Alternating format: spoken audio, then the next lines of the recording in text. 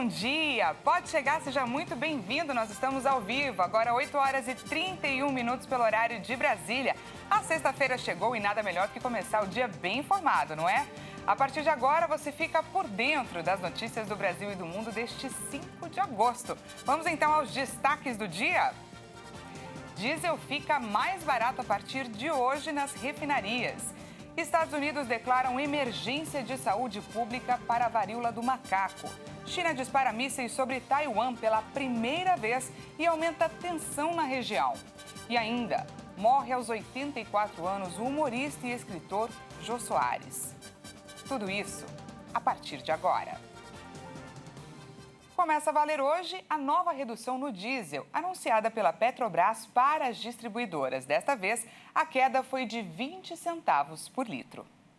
A redução no preço do diesel para as distribuidoras, anunciada pela Petrobras, é de 3,56%. E com isso, o preço médio do combustível nas refinarias passa de R$ 5,61 para R$ 5,41, uma queda de 20 centavos por litro. A baixa acompanha a evolução dos preços de referência, que busca o equilíbrio dos seus preços com o do mercado global. Segundo a Petrobras, considerando a mistura obrigatória de 90% de diesel a 10% de biodiesel para a composição do diesel comercializado nos postos, a parcela da Petrobras no preço ao consumidor passa de R$ 5,05 em média para R$ 4,87 a cada litro vendido na bomba. Mudando de assunto, o Ministério Público do Rio Grande do Sul entrou com uma ação no Supremo Tribunal Federal contra a libertação dos 4 réus do caso da Boate Kiss. A ação aconteceu após a primeira Câmara Criminal anular o júri pelas 242 mortes e 636 tentativas de homicídio pelo incêndio na casa noturna em 2013. A nova petição usa como argumento 2 decisões anteriores dos ministros Luiz Fux e Dias Toffoli, que derrubaram o habeas corpus concedidos aos 4 condenados, e pede que os réus Elissandro Spor, Mauro Hoffman, Marcelo de Jesus dos Santos e Luciano Augusto Bonilha prossigam no cumprimento da condenação imposta pelo Tribunal do Júri por um placar de 2-1 para reconhecer a anulação. Enquanto o relator desembargador Manuel José Martins Lucas afastou as teses das defesas, os desembargadores José Conrado de Souza e Jaime Weingartner Neto reconheceram alguns dos argumentos das defesas dos réus. Os 4 acusados foram soltos horas depois do julgamento dos recursos.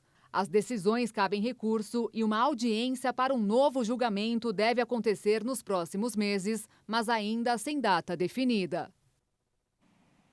O governo de São Paulo anunciou uma série de medidas para controlar a rápida disseminação da varíola dos macacos.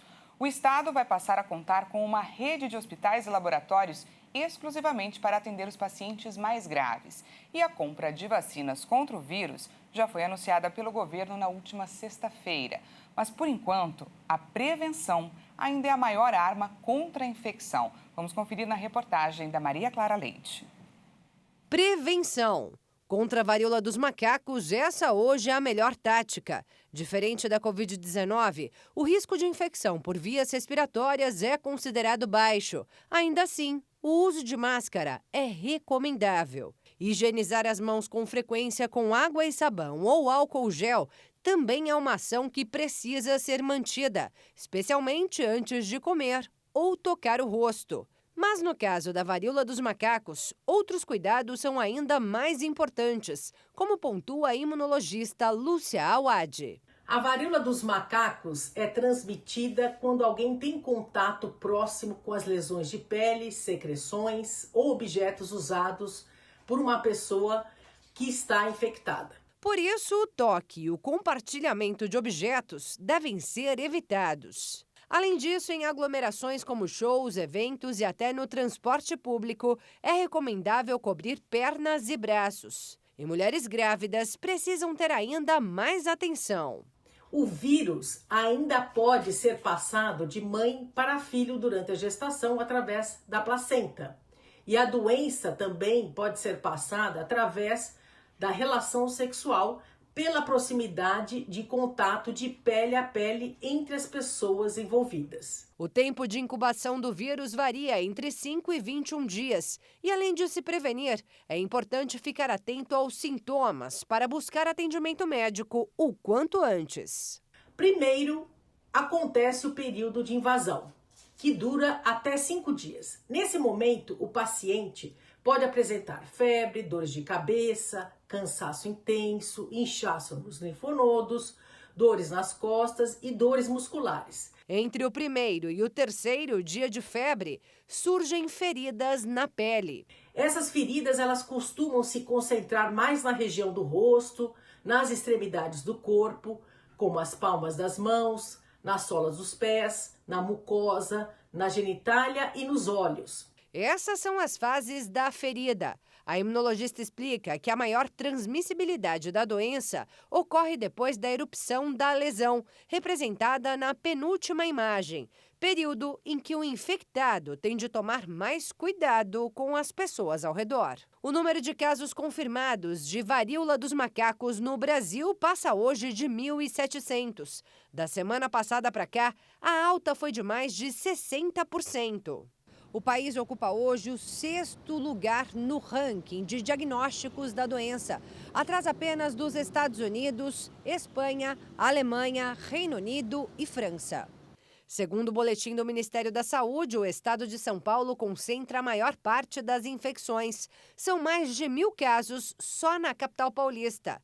No ranking nacional, Rio de Janeiro e Minas Gerais aparecem na sequência, com maior número de infectados. Mas a doença já foi registrada em praticamente todos os estados brasileiros e no Distrito Federal. O governo já anunciou a compra de 50 mil doses de vacinas, mas por enquanto elas serão destinadas apenas a profissionais da saúde da linha de frente e a pessoas que tiveram contato com casos confirmados.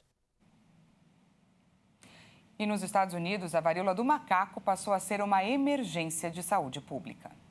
A decisão foi anunciada por Washington nesta quinta-feira. A medida permite ao governo destinar recursos, coletar dados e mobilizar profissionais adicionais para combater a doença. O status emergência sanitária vale por 90 dias, mas pode ser renovado. O anúncio ocorre no mesmo dia que o país ultrapassou a marca de 6.600 doentes, sendo aproximadamente um quarto deles no estado de Nova York. Especialistas acreditam que pode haver muito mais infectados, já que às vezes a varíola do macaco provoca poucos sintomas que podem ser reduzidos a simples lesões. Até agora, os Estados Unidos reuniram cerca de 600 mil doses da vacina para a doença que inicialmente foi desenvolvida contra a varíola tradicional. Detectada pela primeira vez em humanos em 1970, a varíola do macaco é menos perigosa e contagiosa do que sua prima, a varíola, erradicada em 1980. A doença se manifesta inicialmente com febre alta e progride rapidamente para erupções cutâneas. Sobre a pandemia da Covid-19, a média móvel de casos está em queda há 2 semanas. Vamos dar uma olhada nos números atualizados. O país confirmou mais 261 mortes por Covid-19 em 24 horas. No total, já são contabilizadas cerca de 679.536 mortes pela doença desde o início da pandemia. Também foram registrados 40.433 novos casos de Covid-19 em um dia. São 33.964.494 diagnósticos confirmados. A média móvel de mortes está em 210 vítimas diárias. A curva apresenta tendência de estabilidade, com variação de menos 14% em relação a 2 semanas. A média de casos na última semana foi de 30.787 registros por dia. Os dados mostraram uma tendência de queda, com variação de menos 41% em relação a 2 semanas. E de acordo com o Ministério da Saúde, o estado do Mato Grosso do Sul não atualizou o número de mortes. O assunto agora é a vacinação contra a Covid, já que o Brasil tem mais de 462.993.000 doses de vacinas aplicadas. Vamos olhar o nosso vacinômetro. De acordo com dados do Ministério da Saúde e das Secretarias Estaduais de Saúde, a primeira dose já foi aplicada em 84,50% da população. E olha só, a segunda dose foi aplicada em mais de 80% dos brasileiros e a primeira dose de reforço em 52,52% das pessoas. Morreu hoje em São Paulo, aos 84 anos, o apresentador, ator, escritor, diretor e humorista Jô Soares. A informação foi publicada nas redes sociais da ex-esposa Flávia Pedra Soares. O apresentador Jô Soares, de 84 anos, morreu nesta madrugada. Segundo Flávia, sua ex-esposa, Jô Soares estava internado. O humorista foi hospitalizado no dia 28 de julho no Hospital Sírio-Libanês, na região central de São Paulo, onde deu entrada para tratar de uma pneumonia. A causa da morte não foi divulgada. Jô Soares nasceu no Rio de Janeiro, no dia 16 de janeiro de 1938. A primeira aparição na televisão foi em 1956, no elenco do programa Praça da Alegria. Jô também trabalhou em várias outras emissoras de TV. Em todas as suas inúmeras atividades artísticas, no teatro, na TV, no cinema, nas artes plásticas e na literatura, o humor era a sua marca. O enterro e o velório do apresentador devem ser reservados à família e amigos, em data e local ainda não informados. E veja a seguir, China dispara mísseis sobre Taiwan pela primeira vez e aumenta a tensão na região. E ainda, uma pesquisa revelou que pessoas que passam mais tempo ao ar livre têm menos chance de desenvolver problemas de visão. Nós voltamos já.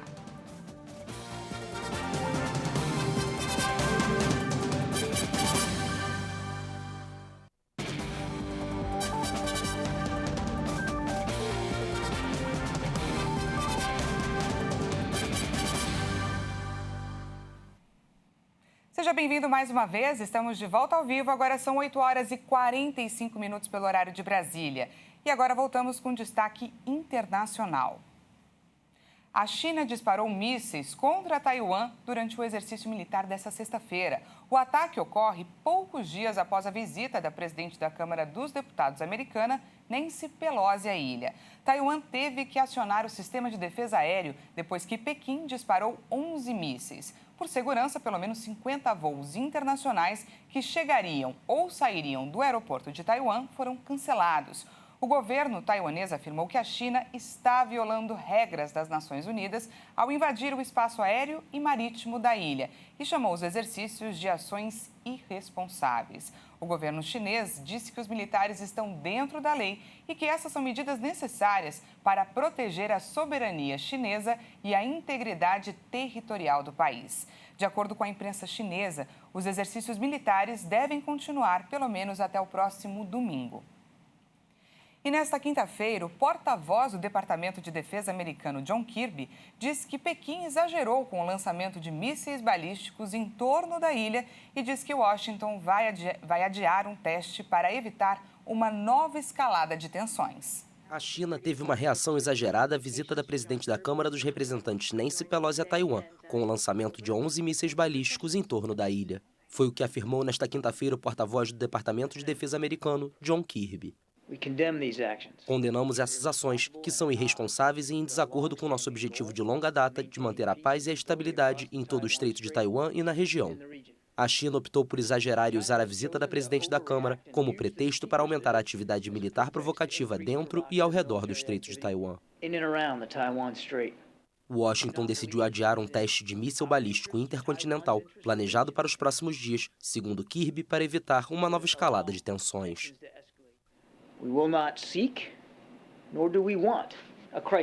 Não vamos atrás disso e nem queremos uma crise. Ao mesmo tempo, não seremos impedidos de operar nos mares e nos céus do Pacífico Ocidental, dentro do direito internacional, como há décadas, apoiando Taiwan e defendendo um Indo-Pacífico livre e aberto.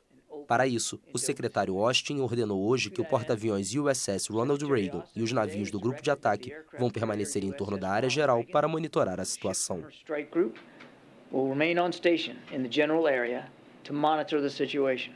De acordo com o Ministério da Defesa japonês, mísseis balísticos chineses teriam caído nesta quinta-feira na zona econômica exclusiva do Japão pela primeira vez. A visita de Pelosi pela Ásia gerou indignação no governo de Pequim após uma parada em Taiwan, considerada pelos chineses como uma província rebelde, parte de seu território. Pelo menos 13 pessoas morreram e 40 ficaram feridas em um incêndio em uma boate na Tailândia. As causas da tragédia ainda são desconhecidas. O fogo se propagou na boate Mountain Bee, localizada no distrito de Sattahip, província de Chonburi. As informações são de um funcionário da Fundação de Resgate que pediu para não ser identificado. Vídeos publicados por socorristas mostram frequentadores gritando ao deixarem a boate com suas roupas em chamas. Os bombeiros levaram cerca de 3 horas para controlar o fogo. As medidas de segurança frágeis nos inúmeros bares e boates da Tailândia são motivo de preocupação. Em 2012, 4 pessoas morreram em um incêndio causado por um problema elétrico em um clube na ilha de Phuket, um dos principais pontos turísticos do país. Uma noite mal dormida pode ter como consequência alguns sintomas durante o dia, como irritabilidade, dificuldade de concentração e de humor, sem contar, é claro, a sonolência. Mas quando acontece de vez em quando, a gente tende a compensar esses efeitos com noites bem dormidas. Só que olha só, um estudo recente contraria essa teoria e revela que dormir pouco pode levar a danos cerebrais permanentes e ao aumento do risco de doenças degenerativas. Por muito tempo, foi pensado que os efeitos de uma noite mal dormida podiam ser atribuídos principalmente a uma substância chamada adenosina, que freia os impulsos elétricos de chegar ao cérebro, e por isso a ligação de compensar a falta de descanso com outras boas noites de sono. Mas, de acordo com a pesquisa de um centro internacional, isso é apenas um mito popular, pois ela mostra que nosso relógio biológico controla a capacidade do cérebro de absorver proteínas ligadas ao Alzheimer e, por isso, a interrupção desse ciclo pode ter relação com a causa da doença, de modo que os distúrbios do sono representem um sinal de alerta precoce. O artigo também diz que as células imunológicas se encarregam de encontrar e destruir as proteínas prejudiciais que ameaçam se acumular no cérebro e, quando esse ritmo é interrompido, a rotina de limpeza não acontece, dando espaço para essas proteínas se proliferarem. Por se tratar de uma pesquisa pequena, ainda não há conclusões contundentes, mas fica o alerta para valorizar uma boa noite de sono. Você gosta de ir a parques, caminhar ao ar livre? Olha só, uma pesquisa revelou que pessoas que passam mais tempo ao ar livre têm menos chances de desenvolver problemas de visão, como, por exemplo, a miopia. A miopia é uma doença que afeta a saúde dos olhos e impede que uma pessoa enxergue objetos distantes com clareza.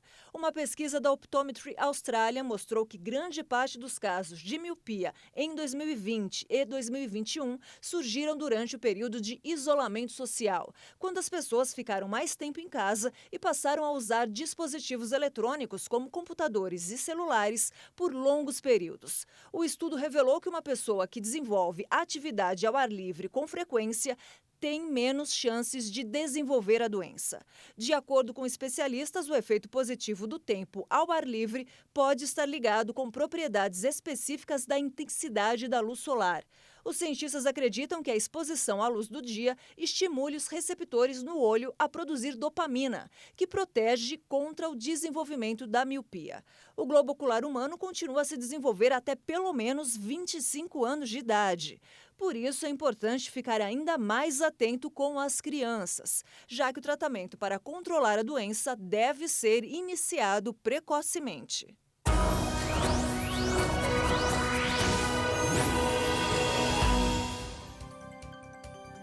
E antes de encerrar, vamos falar do tempo. As fortes chuvas que têm castigado Pernambuco desde o início da semana devem diminuir nesta sexta-feira. A informação é da Agência de Águas e Clima do Estado. Já nos estados do Centro-Oeste, as temperaturas começaram a apresentar leves quedas e a expectativa é de que nas próximas semanas chova em algumas regiões. Vamos conferir agora as mínimas e as máximas para hoje e também para o final de semana em algumas cidades do país. Afinal, hoje é sexta-feira. Começando por Recife, em Pernambuco, hoje o tempo deve continuar instável por lá. A máxima prevista é de 28 graus. No final de semana, o sol deve aparecer entre muitas nuvens e tem previsão de chuva. A máxima prevista para o sábado é de 28 graus e no domingo é de 27 graus.